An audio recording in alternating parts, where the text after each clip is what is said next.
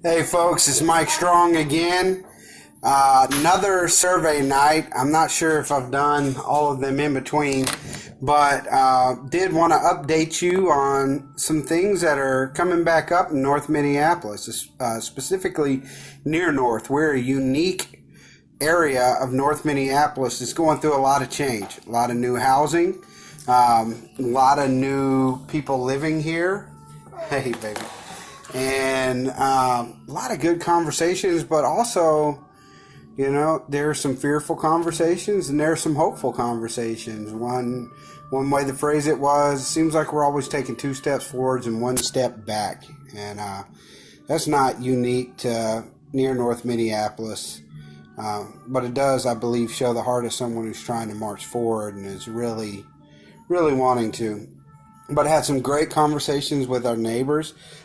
Met some unbelieving neighbors and really, really enjoyed the conversation with them, and was blessed by the compassion and care for our family and kindness and welcoming hearts that we encountered, and just hope for more and more of that. Of course, I'm hoping that we'll be related forever in the body of Christ, but starting as neighbors is a good place, right? Don't you think so?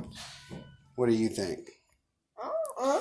So again, discussions that came up were safety, activities for the kids, and shopping. Those were the big three tonight. Safety, activities, shopping. And when it came down to how could a church be helpful, got some new unique answers, but the general gist of it was like, just have servant hearts. Like, y'all are asking what you can do, continue to have that heart and continue to come and do that. Just be here to help.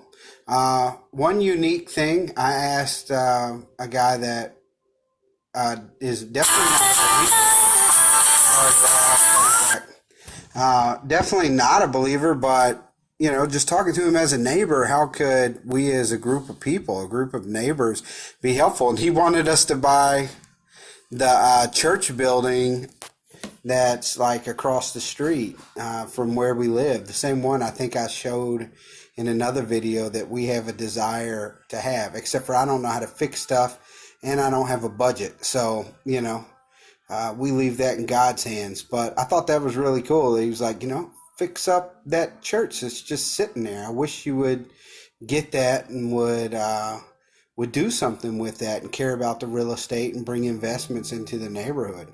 And just living here, that's concerns we have too. We want people to invest in the neighborhood and to come and live here and to be a part of the community and to care about the community, to make the community's problems their own, and the benefits that they bring with them.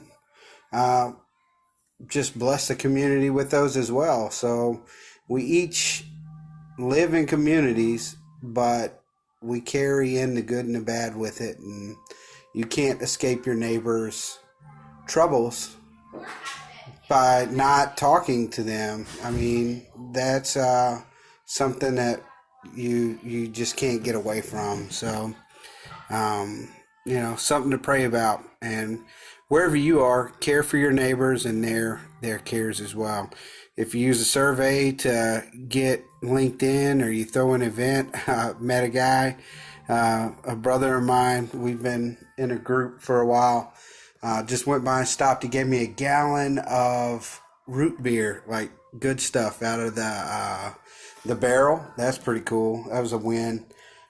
Big win. I'm drinking it right now, enjoying it. Thank you, sir. And they like have flamingos up in the yard, like a whole bunch of flamingos, the pink flamingos, and that's how they let people know, hey, there's some public event going on at this house, so you can come in. So they put those at different houses.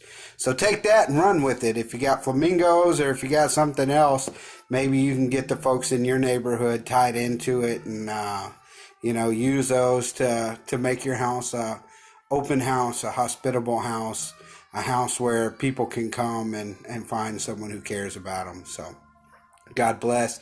Thanks for listening, and good night.